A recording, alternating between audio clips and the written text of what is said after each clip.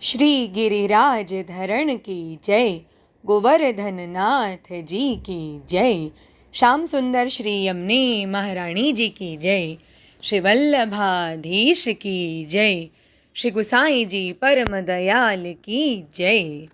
अब श्री आचार्य जी महाप्रभुन के सेवक उत्तम श्लोकदास साचोरा ब्राह्मण तिनकी वार्ता को भाव कहते। वार्ता प्रसंग एक। सो ये उत्तम श्लोकदास श्रीनाथ जी के सेवकन की रसोई करते, सो सबन को आपो ही परोसते प्रीति सो सगरे वैष्णव महतारी कहीं बोलते। ये उत्तम श्लोकदास को सेवकन के ऊपर ममत्व बहुत हतो, ताते श्री गुसाई जी इन पर बहुत प्रसन्न रहते। भाव प्रकाश। सो उत्तम श्लोकदास ईश्वर दुबे लीला में श्री चंद्रावली जी की सखी हैं, सो सात्विक भाव इनमें बहुत।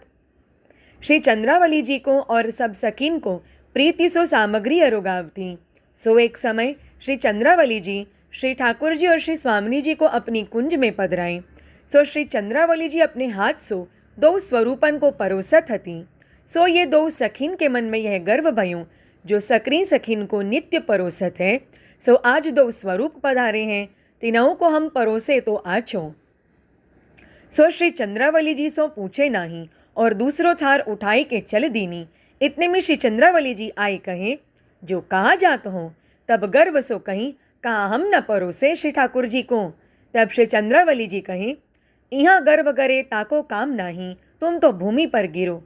सो ये दो भूमि पर अनेक जन्म पाए।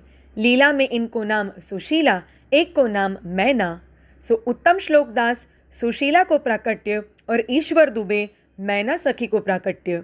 सो अब गुजरात में गोधरा में दो साचोरा के जन्मे। सो एक कायस्थ की रसोई दो जने करते। सो वह कायस्थ आगरे आयो देशाधिपति पास। तब ये दो जने आए। सो श्री आचार्य जी आगरे पधारे। सो राजघाट पर श्री यमुना जी के तीर संध्या वंदन करत हते। ता समय उत्तम श्लोकदास और ईश्वर दुबे श्री यमुना जी में स्नान कुआएं सो नहात हते। श्री आचार्य जी संध्या वंदन करी के यह वचन कृष्णदास सो कहे, जो ब्राह्मण होय के शूद्र की टहल करनो सो उचित नहीं है।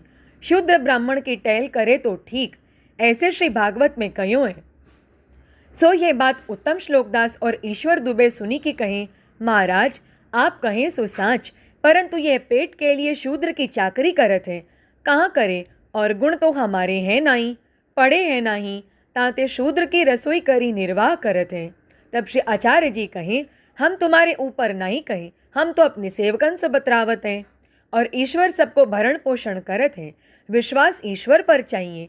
तब दो जने विनती किए, महाराज आप तो शास्त्र की बात कहीं, परंतु यहाँ तो ऐसे हैं हम सब, आपको हमको सेवक करो, हमको बतावो सो हम करें, जा प्रकार शूद्र की टहल हमते छूटें।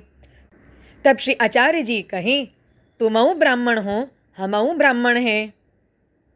तब दो जने कहे, महाराज हमारे सेवक होने में यह अर्थ है, ब्राह्मण को कर्म तो हम जानत नहीं, ताते हम पे आप कृपा करो, शरण लेओ, जो हमारी कछु बुद्धि उत्तम हुई। तब श्री वल्लभाचार्य जी कहें, आगे आवो। या प्रकार दो जनन को बुलाई के नाम निवेदन कराए। तब दो भाई ने विनती करी, अब हमको आज्ञा करो सो हम करें। तब श्री आचार्य जी कहें, तुम अपने गाम जाई माता पिता सो विदा हुई, गोवर्धन पर्वत पर आईयो, तहाँ श्री गोवर्धन धर की सेवा करियो। तब दो मिली के ओह कायस सो लेखो करी, अपनो द्रव्य ले चले। तब वो कायस ने बहुत राखन की कहीं, महीनाओं बढ़ाई देवे की कहीं, परंतु रही नहीं। तहाँ ते चले सो गोधरा अपने अपने घर आए। सो माता पिता सो कहें, जो हमको आज्ञा दें तो हम ब्रज जाएं। तब दो उनके माता पिता ने कहीं, कछुक दिन रहो, हमऊ संग चलेंगे। सो माता पिता के मन में यह, जो ऐसे कहीं के पुत्र को राख लेंगे। सो ऐसे 12 महीना बीत गए। तब दौन ने कहीं माता पिता सो, जो तुम अब चलोगे, वर्ष दिन तो है गयूं। तब वे कहें, जो अबई चलेंगे। ऐसे करत और 5 वर्ष बीते।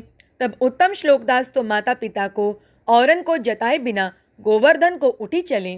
श्रीनाथ जी को दर्शन करी, श्री गुसाई जी को दंडौत करी, सगरी बात अपनी कही। तब श्री गुसाई जी श्री गोवर्धन धर की रसोई की सेवा दिए। सो सगरे सेवकन को बहुत प्रीति सो परोसते। सो उत्तम श्लोकदास को सगरे सेवक महतारी कह के बुलावते। सो ये श्री आचार्य जी के ऐसे कृपा पात्र भगवदीय हैं। श्री वल्लभाधीश की जय।